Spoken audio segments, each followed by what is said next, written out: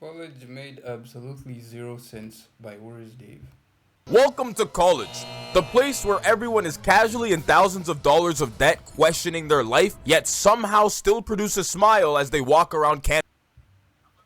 However, in this unsureness, you will meet some cool people that probably shouldn't have made it to college, experience hella different things, and most importantly, begin your transition into becoming a full-fledged adult. One major part to becoming an adult, though, is having the ability to recognize early signs of BS. That way you can avoid it. You'll quickly learn there's no right way to be an adult. You kinda just freeball and hope you're making the right decisions along the way. Then some years go by, and you finish college, when you only now realize all the bullshit and upright nonsense you had to go through just to get that damn degree. Like, I remember first going to college. Like, I'm talking straight out of high school, no gap year, cause my dumbass thought it was a good idea to not waste time.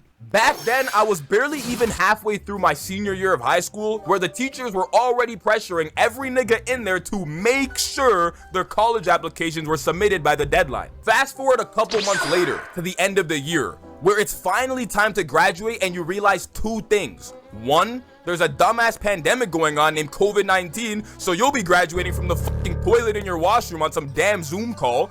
Two, the college you had gotten accepted into is already asking you to pay your tuition deposit or else you won't be able to sign up for your classes. What the fuck? This was the first sign of college nonsense, and I'd barely even left high school yet. I'll never forget when I got that notification telling me to pay my tuition deposit. Why the fuck did I have to pay a non-refundable deposit of $250 damn near 3 months before college even started, when I ain't even see the building yet? After making sure your wallet was actually empty over 10 times and constantly refreshing your bank app to see if money would miraculously appear, you finally pay the deposit, where the school confirms your payment went through and also lets you know the deadline for the rest of your tuition.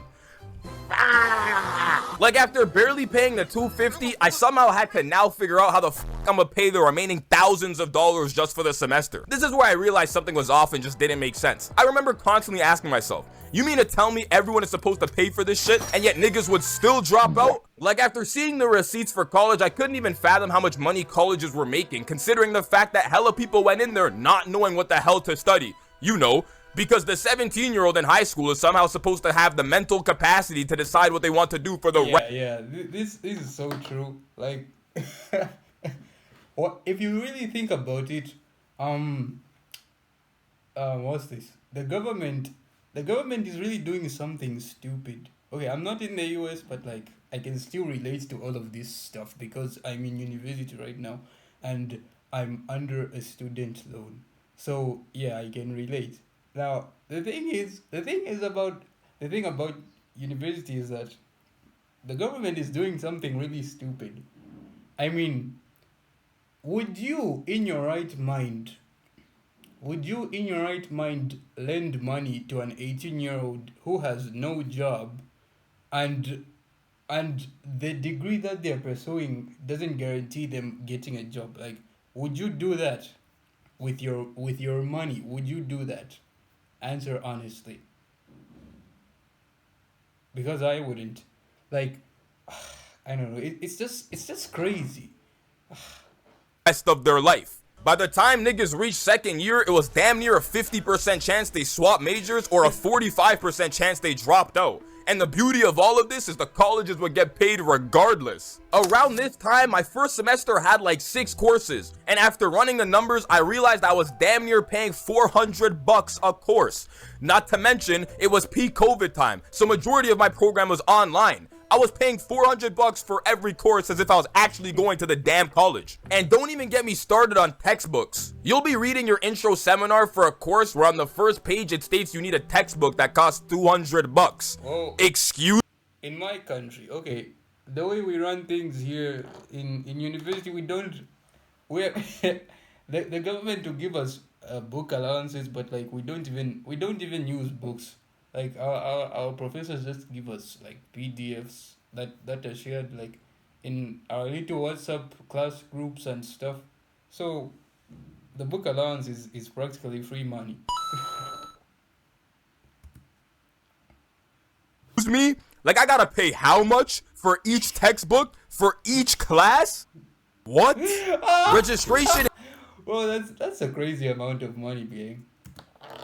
in college actually grants you the freedom to create a schedule you would like to have for your upcoming semester. It ain't like high school where you just pick the class you want and they make your timetable for you. You actually get to make it for yourself, is what I thought. There were two types of people when it came to registering for college classes. The one that actually took time to plan ahead, do their research on every prof, time slot, pass rate, make a pre-planned template. Then there was the nigga who didn't even know when registration was. Now it's not. Bro, registration. Oh my god, registration was such a boring ass thing. I did not give a single damn. Fuck. 9:30 a.m. on a Wednesday morning and your boy is texting you talking about some, yo bro, you registered for courses? It opened 2 minutes ago. After damn near suffering cardiac arrest from his message, you jump out of your bed and rush to your computer. But why does this sound like me so much? by the time you get to the registration portal, the wait time is already over 30 minutes long. After waiting damn near an hour because for some reason the queue continuously pump faked you, changing your position every other minute, you finally reach the registration center, where you only now realize every single class is full and the only ones left are at 7 a.m. or 8 p.m. But you know what? Like, you guys have it good in the States. You guys have it good. When I was registering for my university courses, we weren't doing it online. We were doing it in person. So there were long ass lines the whole day. You would go there at 4 a.m. Right? 4 a.m. in the morning. And you would go back home at, I don't know, like 4 p.m. in the evening. And then you still wouldn't have made any progress. That's what annoyed me. That's what annoyed me about the whole registration thing. Cause, bro, what do you mean? I'm there for like 10 fucking hours and the line doesn't even move. Man, that's exactly why I was procrastinating. It wasn't quick.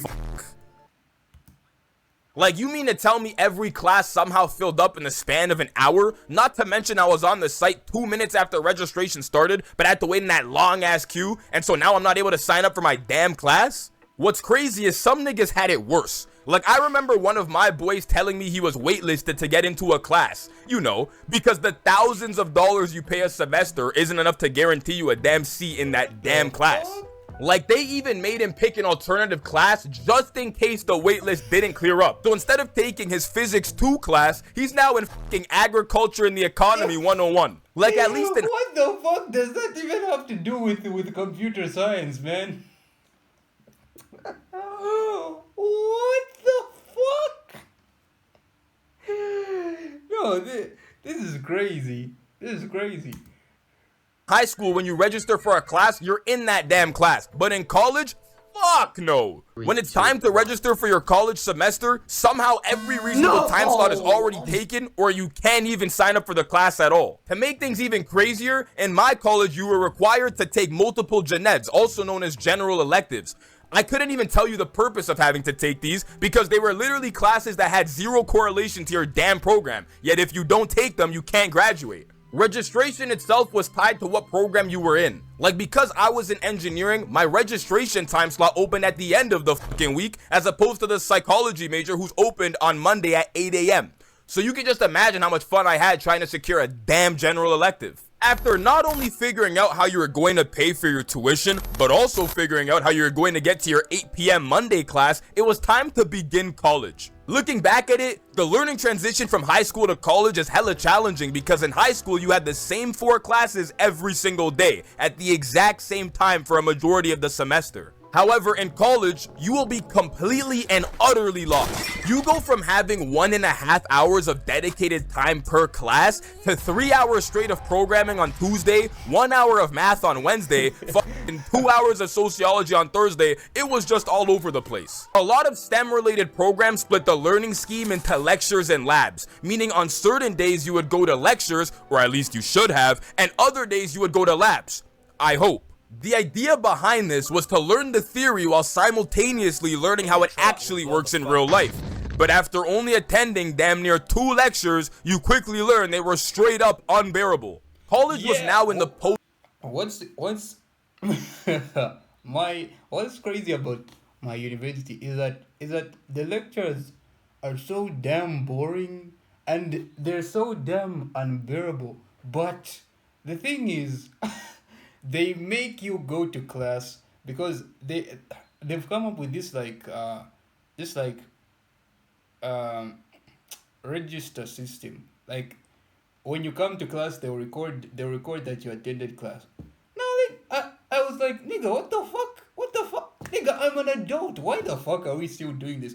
I mean, this system is for, like, I don't know, primary school goers or something, and then we're still using this in university. Like, what the fuck? Seriously, what the fuck? Nah.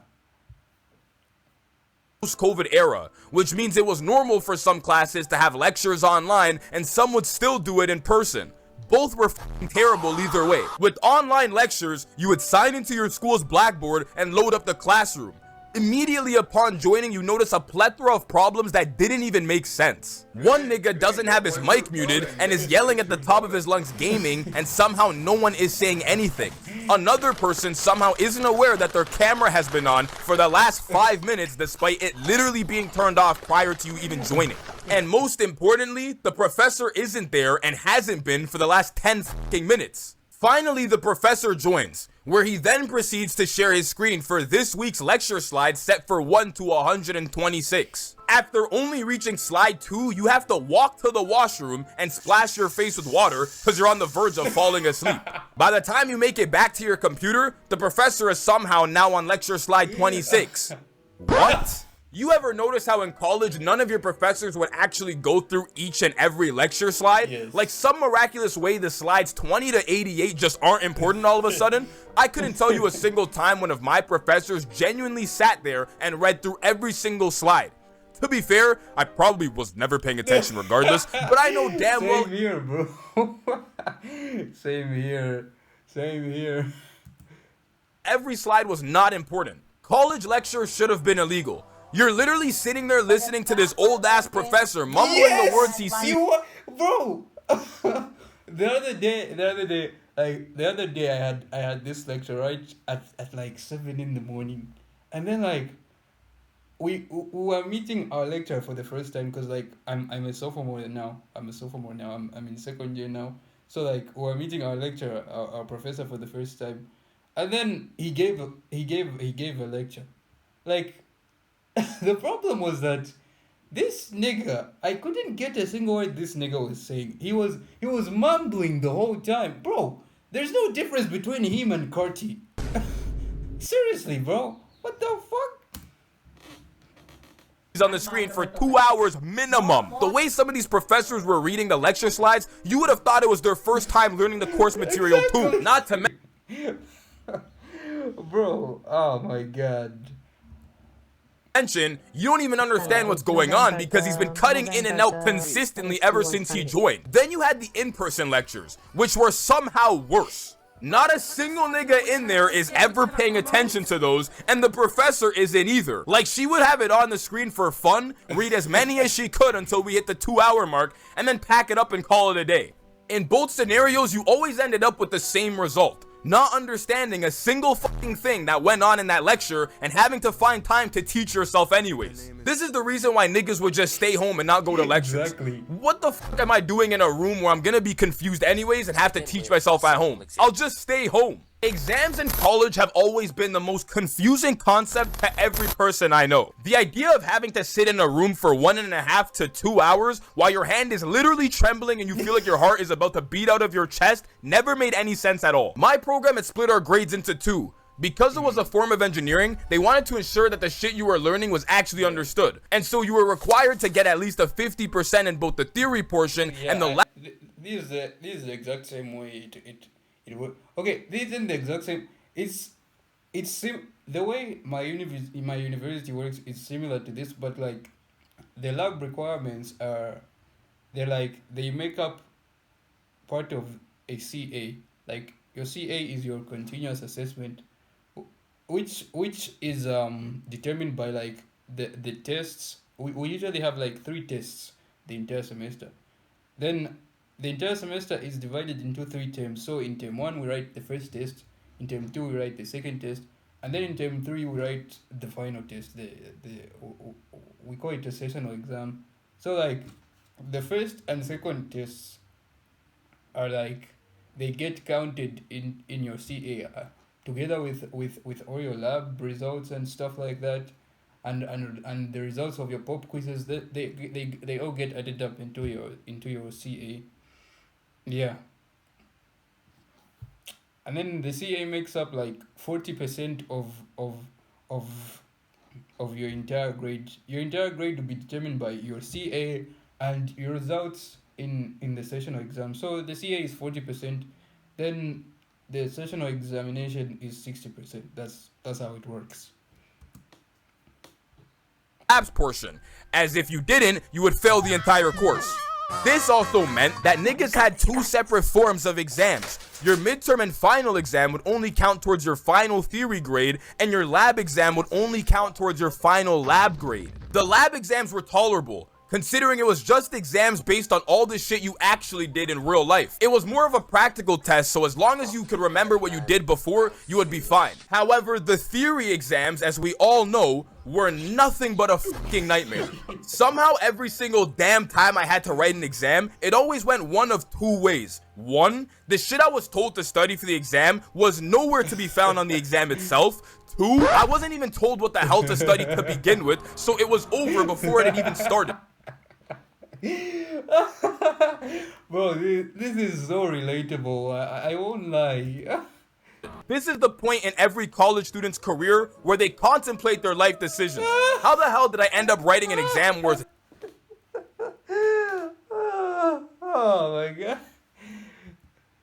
damn near 50% of my grade, and I genuinely don't know what the hell is going on? Don't even get me started on formula sheets or reference papers. A lot of my exams would provide reference papers, kind of like a sheet that comes with the exam that carries shit like formulas you'll need to use. Except for some reason, the formulas written on the sheet were never needed for the exam what itself. The fuck? Bro, they'll give you a fucking formula sheet at the beginning of the exam, and then those fucking formulas in the formula sheet aren't even needed for the questions. What the Okay, relax. Niggas would be writing exams converting numbers using IEEE 754 floating point standard, and your reference sheet would have Pythagorean theorem. What the f was going on? This is the point where I realized college is literally you versus your professor. Like, the professor you have determines your success rate way more than it should. How is it possible? In my first year, which was last year, I had this certain professor. He was taking me in a certain IT course, because like I'm a computer science student. So at the very beginning, when he was introducing himself, he told us my mission here is to make sure people fail. And I was like, nigga, what type of sadistic ass shit is that? Why? Two classes could run at the same time, yet the passing rate for one is 25% higher than the other one. But don't think for a second that exams were only bullshit for STEM students. One of my boys who was majoring in politics literally had a midterm worth 45%, a final worth 50%, and the remaining 5% of his grade was for attendance. Like, imagine walking into an exam room only 4 weeks into the semester, knowing if you fail this exam, you've basically already failed the entire course. How does that make sense? Like, all in all, college made everyone go through unnecessary nonsense just to be able to walk the stage. It costs ridiculous amounts, half of what you learn doesn't even make sense, exams are cartoonishly hard, blah blah blah. All of this just to receive a damn paper with your name on it. It's so interesting how society pushes everyone to go to college. Then you get here and say to yourself, there's no way this is where everyone was pushing me to go. I mean... I remember when I came to that realization. Oh my god. I was so depressed, man. Oh, fuck. You tell me, do you think the college system is efficient in educating people based off their career path they choose? Or is it just an institution created by the system to get money out of you in hopes that you also find a job and contribute to society? I won't lie, my honest opinion is, I think it's the latter. Yes. this shit off because I'm starting to sound ridiculous again. Kiss that. W video, man. He just reminded me of all this shit I have to go through. Kiss that. Great video, man. So, anyway, that was a good video. Follow me on Instagram.